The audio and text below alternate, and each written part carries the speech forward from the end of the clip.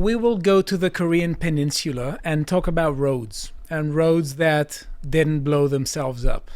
And we are going to talk about the significance of this event, because a lot of people are thinking that it is a harbinger of things to come, of bad things, that this is a bad moon rising. So I want to show you exactly what happened. Is that a Creedence Clearwater Revival reference? Yeah, I think so. It's I see a bad moon song. Rising. Yeah, I love that song. On the way.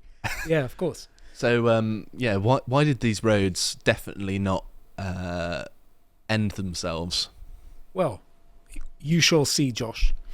Right, so we have here an article from The Independent with the title "North Korea Threatens to Turn South Korea into Piles of Ashes After Drones Fly Over Pyongyang." So what happened was that lately there have been several accusations from both sides, and the North Korean side has said that the South Korean side has sent several balloons their way, several drones, and several propaganda messages. So I have a video. We'll show you exactly what is going on with the balloons, but that was the accusation. And they said that it happened 3 times, on the 3rd, the 9th, and the 10th of October, and the drones were carrying leaflets that were filled with inflammatory rumors and rubbish. So that was their propaganda. And you'll see that they were basically throwing a lot of trash on North Korea. To be fair, the South Koreans should have figured out by now that if they just dumped their rubbish over the North Korean border, all the North Koreans can benefit by going through the rubbish and actually finding food, because of course a lot of them are starving in North Korea. They had a lot of problems actually sourcing food because of the climate isn't necessarily suitable for agriculture. Well, maybe, they could be exporting some manure for free to help them with agriculture. Right, so what we have here is suspicious activity, because initially the South Korean side denied the allegations, but soon afterwards, they said that we don't know what happened exactly. Well, it almost sounds like they're fly tipping. Like they're just, I don't know what to do with this mattress that I've got. Oh, it's all stained. I found it in a tunnel in New York. What am I going to do with it? So this is all a bit Monty Python, where they're just like catapulting their rubbish into their enemy. Well, throwing feces is something that has been going on for a long time in this peninsula to each other. I'd like to think that as a species we've moved beyond the point of just throwing our feces at each other. Well, have you tried it? It's good fun. No, I mean, in Swindon there are people who do this. Right, That's true, actually. Yeah. Yeah. So, but the issue here, and this is why a lot of voices are saying that this may be the harbinger of something like World War III, is that this is the first time North Korea has accused its rival of flying drones to drop propaganda leaflets into the country. So they upgraded the thing. It's not just throwing feces at each other. They're actually the only bit that's there is using the drones, because of course during, like, say, Second World War, for example, bombers would drop leaflets all over the enemy, with messages on it. Yeah. But they're just getting drones to do it now. After the roaring success of our UK election coverage, we are indeed doing another massive Lotus Eaters live stream to cover the US elections on Tuesday, the 5th of November. We will have a giant roster of guests, both in the studio and remotely via Zoom, and we will be live streaming on Rumble, so we'll be able to say exactly what we think, no holds barred. Do tune in, it's going to be great, and hopefully we'll be ringing in Trump's second term, or perhaps we'll be having a massive meltdown. Who knows what the future holds. See you then. So this has been perceived as an escalation of the situation, and we have here Jürgen Naudit says, Third World War, some are already writing. And he says something about a German military expert who writes, we live in a time where once-in-a-century events happen every 3 months. China and North Korea have attracted the attention of the world today, and he says media citing intelligence services, North Korea may blow up roads to South Korea today and conduct military operations near the demilitarized zone. And he's talking about earlier that the North Korean side had troops close to the borders to combat, to have them as combat ready. And he's also talking about China launching a large-scale military exercise near Taiwan with no end date. Ships and aircraft are approaching the peninsula from different directions. And we have all the other wars going on at the moment. Mm-hmm. So they're saying that perhaps blowing up these roads is going to be the final straw that's going to break the camel back. Maybe. So, first and foremost, obviously World War III is not going to happen, no matter how much the German wants it. Secondly, he is kind of right that North Korea should be a little bit annoyed, because dropping propaganda across the border isn't particularly neighbourly. So the South Koreans have done something, and they are known to do this, right? Well, the question is who cast the first stone, because you could say that, in the same way with the propaganda, maybe North Korea did it first. I'm certainly no fan of North Korea, don't get me wrong. A lot of people are saying that essentially what is going on is that there are North Korean defectors who are functioning like activists in South Korea, sending messages with those balloons in the months from April to late fall, where there are north winds, where they're taking all these balloons to Korea. So they should have used Chinese lanterns, then they've got plausible deniability. Be like, it can't be us, it was the Chinese. They share a land border, I want to ask both of you a very important question. Now, look at this thing here. I want to ask you, what do you notice? Is that a net? Are you noticing? I'm noticing, yeah. What are you noticing? With the net? It stopped at a certain point. So, boom. Oh, right, I blew see. It up. Okay, is that a road getting blown up, I take it? It looks like it. Yeah, the road is exploding. Because everyone knows the way you stop drones is you blow up roads. Yeah. Flawless. Well, hang on, isn't the road blowing up retaliation for the drone? So I think so, yes. So it's North Korea doing the blowing up, is it? It is, yeah. North Korea is doing the blowing up. Right. According to several very precise, reports. Right behind the other net, wasn't it? According to several reports, these roads aren't in use because economic activity has ceased. Well, yeah, except you can see bunches of people on it. Yeah, so essentially, we need to understand what's going on here, because it's like North Korea saying, you're provoking us, you're engaged in aggression, so we are going to retaliate by blowing up our own roads. And they have it here, you see the goodbye. Wait, so that's the North Korean side? Yes. Yeah. And they blow up their own right. They blow up the roads at the places where these roads are connecting North Korea to South Korea. And it's fairly simple. It's just there are roads connecting them that they don't use, and they blew them up because they can. Yeah. And it doesn't actually change very much, because it's just a symbolic gesture, right? Yeah. Right. So we have here this account next to saying North Korea has blown up sections of roads and railroad lines on its side on the fortified border between the two countries, South Korea's military said. In response, the South Korean military fired warning shots toward the demarcation line separating the neighbor.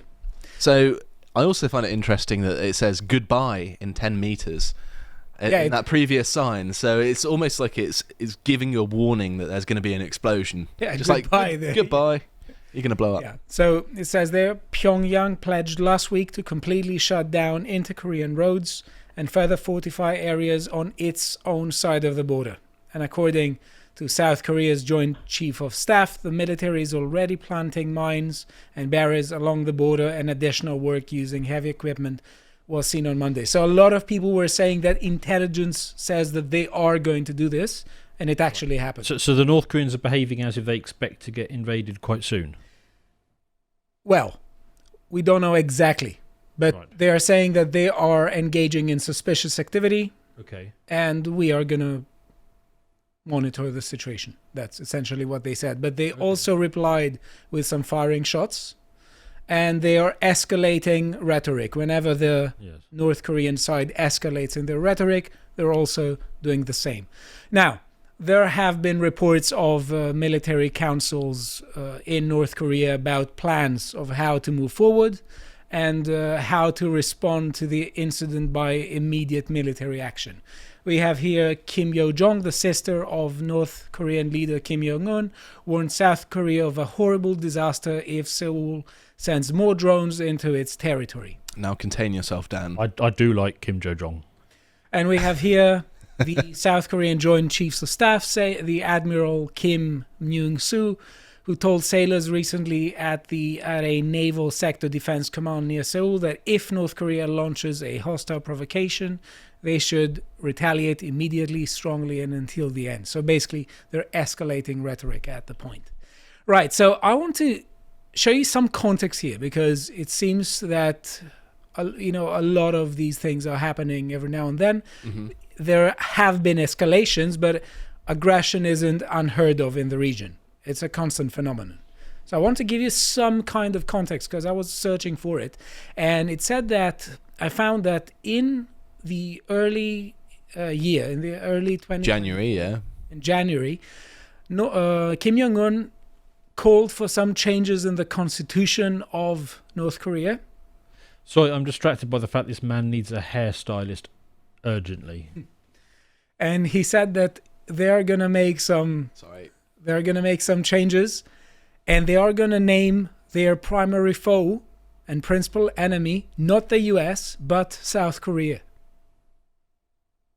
That's quite significant, because don't they have a museum just illustrating how evil the United States is, and they've got that one boat that they've captured that they always parade around, and they've sort of demonized them as the big bad enemy.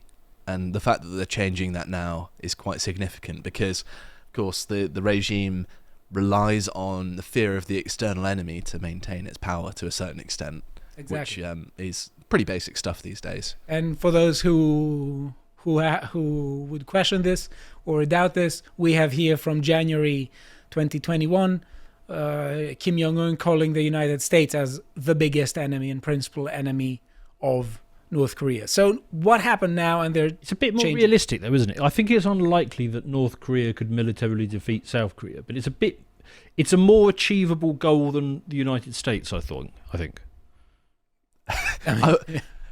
Yeah, I feel like the largest military on earth is going to be more difficult to defeat than South Korea. And a smaller military. Well, at least you were connected to until you blew up the roads. Yeah. Mm-hmm. So what happened after was that they ceased economic cooperation. So the roads that they blew up were in use.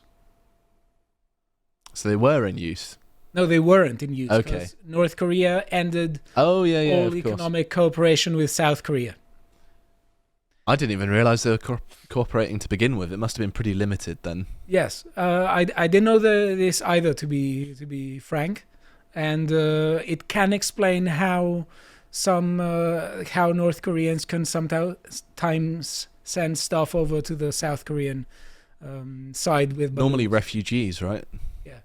So they are realigning. I mean, they're not realigning. They have always been They have always been closer to Russia.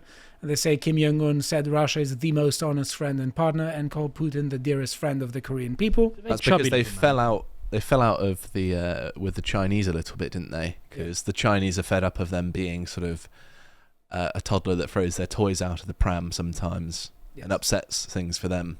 Yes, and perhaps we should also look back into the 70s, what happened, because also Nixon and Kissinger were working to split the communist bloc, and they approached China at the expense of Russia, and that was something that could also have implications for North Korea and its foreign policy against the US for decades.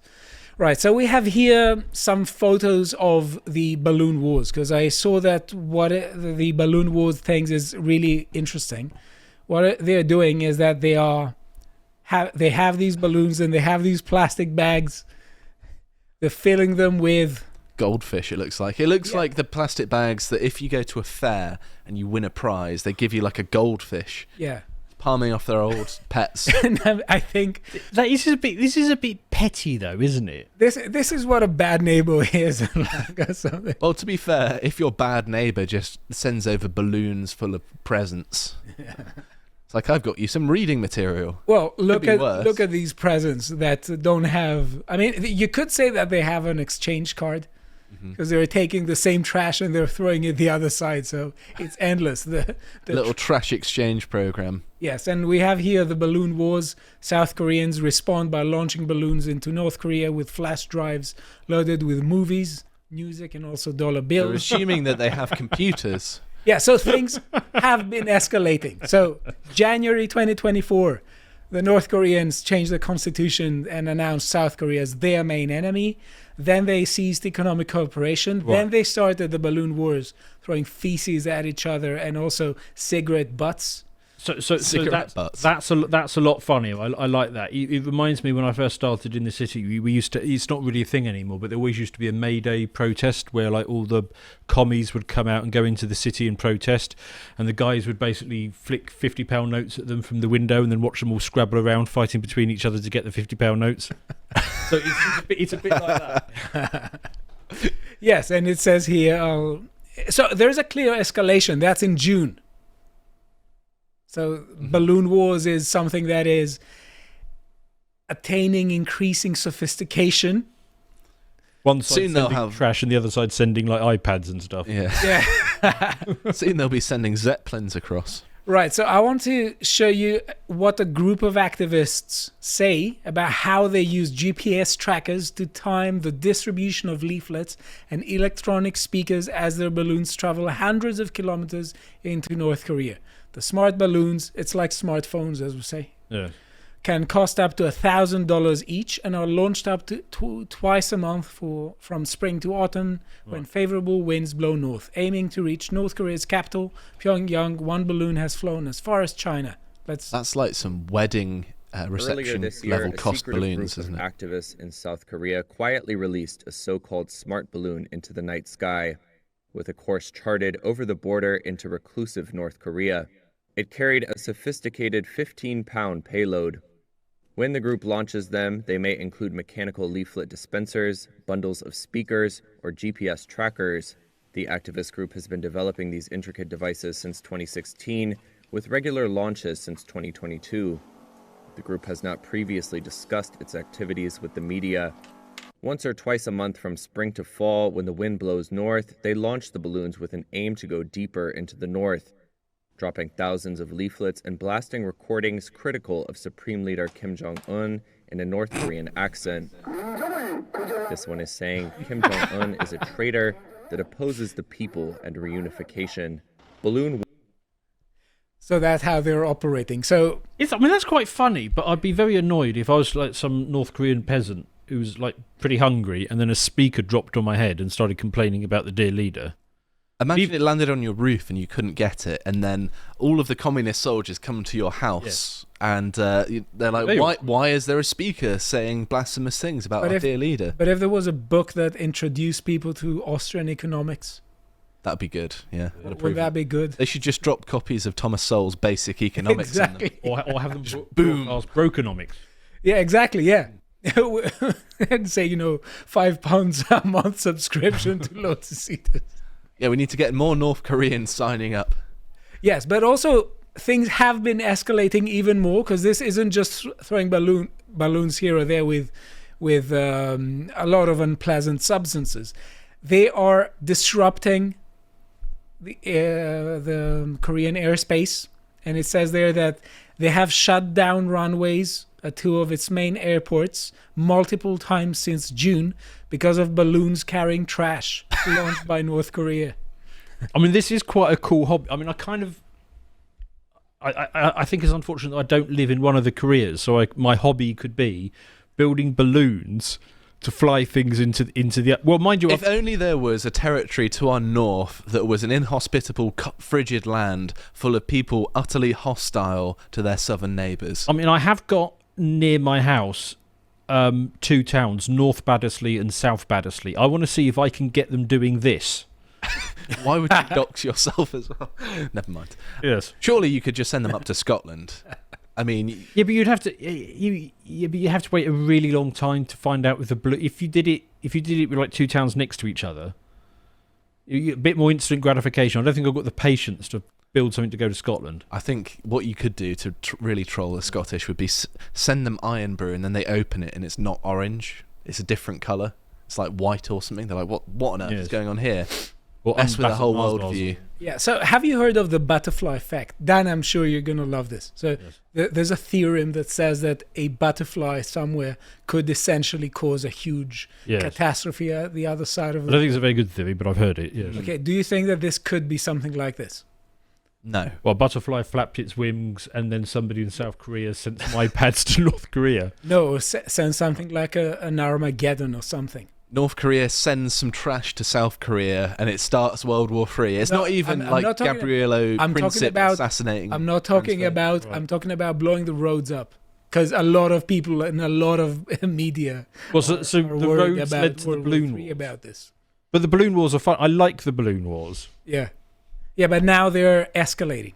So we have here escalation. South Korea's warning to North Korea regarding nuclear weapons, and we have the president of South Korea saying that if you're going to use nuclear weapons against South Korea, it's going to be the end of you. It's probably true. Yeah, I imagine between the entire world and North Korea, I think the entire world wins. I don't think the Russians or the Chinese are going to be like, oh no, North Korea, that slightly annoying thorn in our side. I'm pretty sure at that point China will be like, yeah, you're on your own, lads. Yeah, almost certainly. Right, so I want to show you here just to find an article that I think is basically blowing this out of proportions. Oh, definitely. From Daily Mail here, it essentially says that things are pushing us to the brink of World War III and Armageddon, and they're adding North Korea here. It's from yesterday, and they're talking also about these events. I think that, that's a bit of a stretch. Well, what all of these sorts of articles are doing, other than scaring people to get more views, is encouraging people to support the military-industrial complex and continue the military companies, these private weapons manufacturers, ripping off the taxpayer. Spending sprees. Exactly. Military budget increases, yeah. So that's the thing here. It seems to me that blowing up roads that nobody has used is more like a very symbolic presentation of, we just don't like you and we don't care about reuniting with you. Mm-hmm. It's more like symbolic. It doesn't seem to me to be the escalation a lot of people fear. There does seem to be an escalation, but I think that it's very premature to talk about this as just being the beginning of World War III or things like that. Yes, we're one of the few outlets that says, actually, no, there's not going to be World War III. I like the balloon wars. I think that's funny. I want to do it. Yeah, I want to carry that on. Yeah. We should do that to France. I hope you appreciated that segment from the podcast of the Lotus Eaters. And if you want to see what else we're up to, we had a roundtable discussion on the legacy of Tolkien. We even had Luca Johnson in, who was a bit of a Tolkien scholar. It was really, really good, really nourishing. And if you want to see all the other stuff that we're putting out, you can always follow us on Twitter. Thank you very much for watching, and goodbye.